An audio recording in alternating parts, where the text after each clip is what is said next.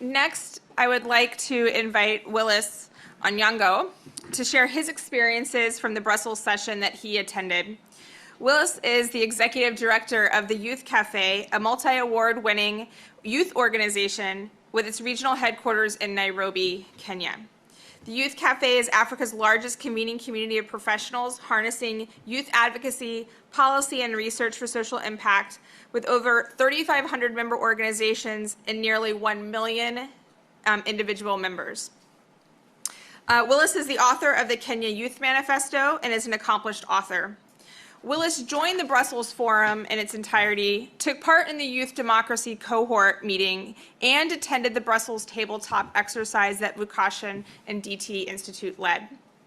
We welcome you to share any new recommendations that came from your session yesterday, Willice, as well as any thoughts that you may have as a youth activist from Kenya on a post-summit process.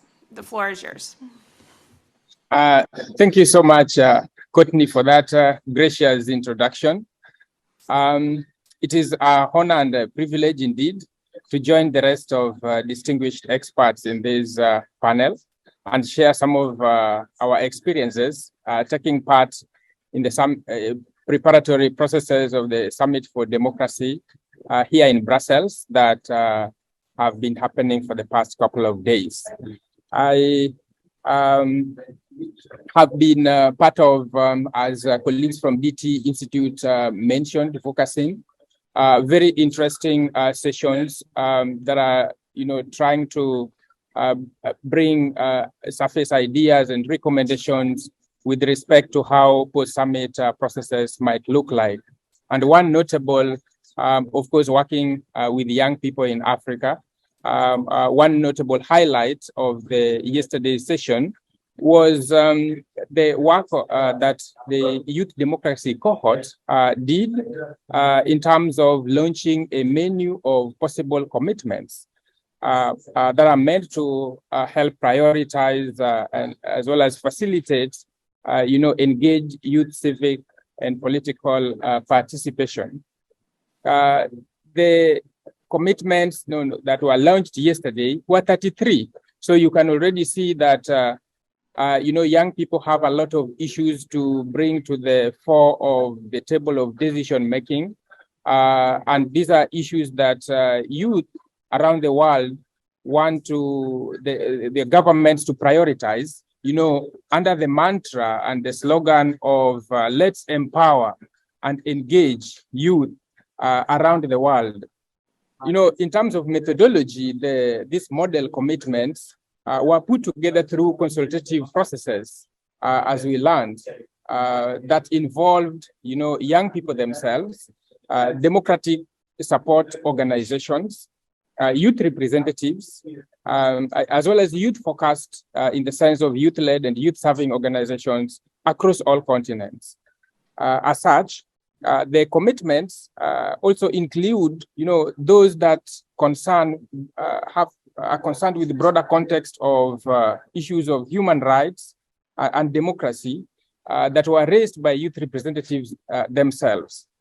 They are thematic in nature, and they cut across different themes, namely prioritizing youth in governance, supporting youth in government, young people who are already engaged actively with government, supporting youth freedom of expression, promoting a culture of youth political participation, and promoting a culture of youth human rights among the youth.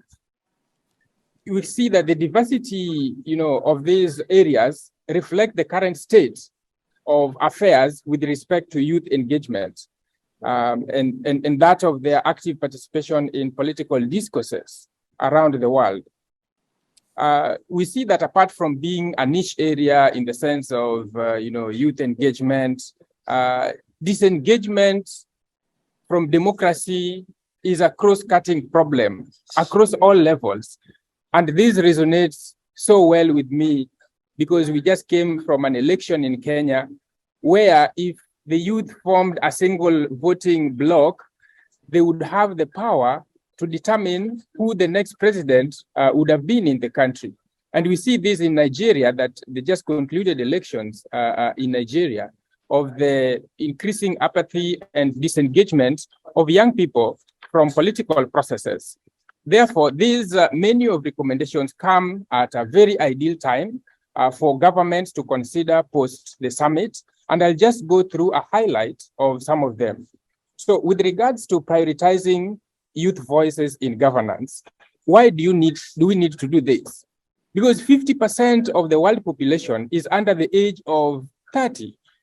However, young people are conspicuously absent from political institutions and decision-making bodies. So in terms of how we might, prioritize youth voice in governance, there are a number of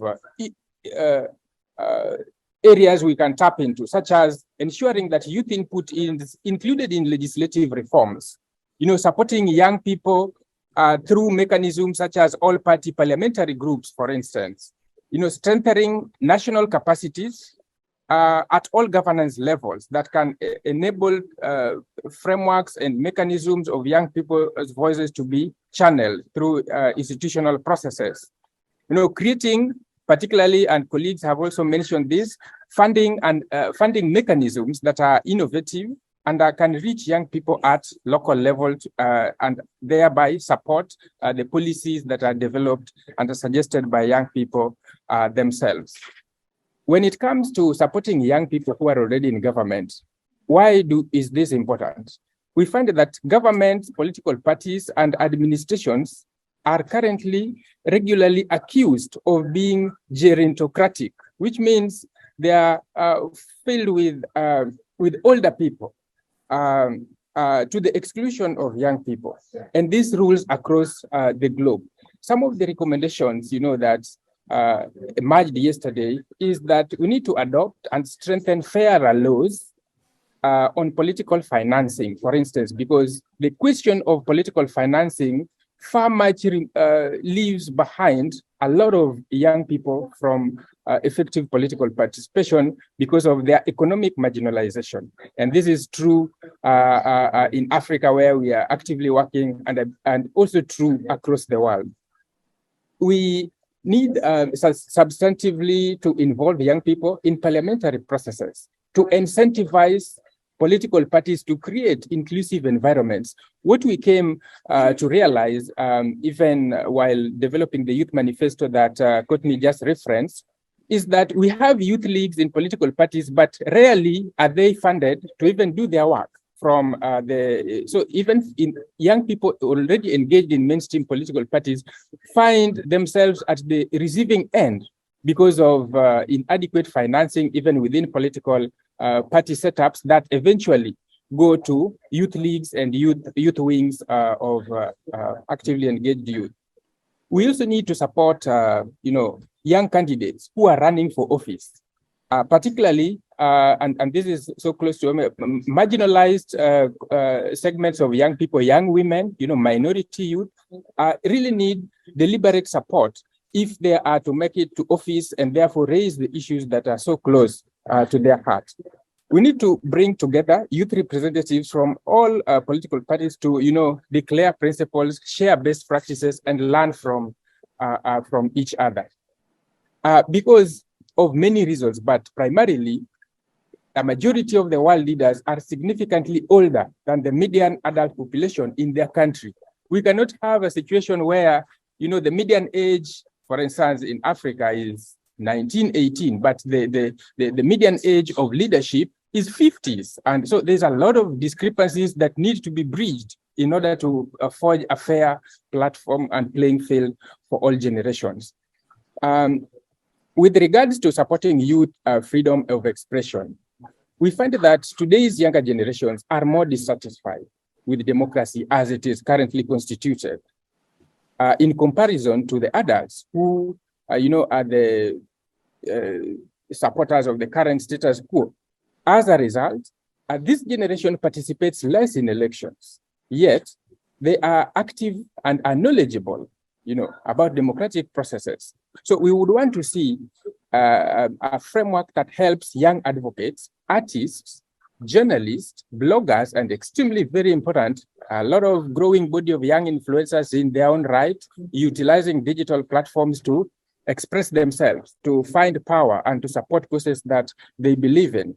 We also want to see promoted youth access in regards to voting that facilitates the access to acquisition of identity cards, because we cannot talk about citizenship in a framework where young people living in migrant communities, refugee youth do not have a chance to exercise their franchise, as it were. We also need to accredit young citizens to be able to be part of political and democratic discourses through observing elections. And actually, in Kenya, we worked with young people as election observers through an accreditation process and received various accreditation in order to enhance youth participation. There are many, of course, recommendations, and time would not be sufficient for me to go through all of them. But the last two, in terms of promoting a culture of youth political participation, is extremely important, such that election management bodies identify registration systems that work for young people and are able to enfranchise young people and not leave them further behind. Lastly, on promoting a culture of youth human rights, we would want to see more commitments towards ending all forms of discrimination. And I think if we all did this, then the mechanism and frameworks that emerge post the summit would be able to empower and engage young people. Thank you. Willice, thank you so much for all of that. You gave us a lot of food for thought, and I think a lot of us in the room are going to take that back.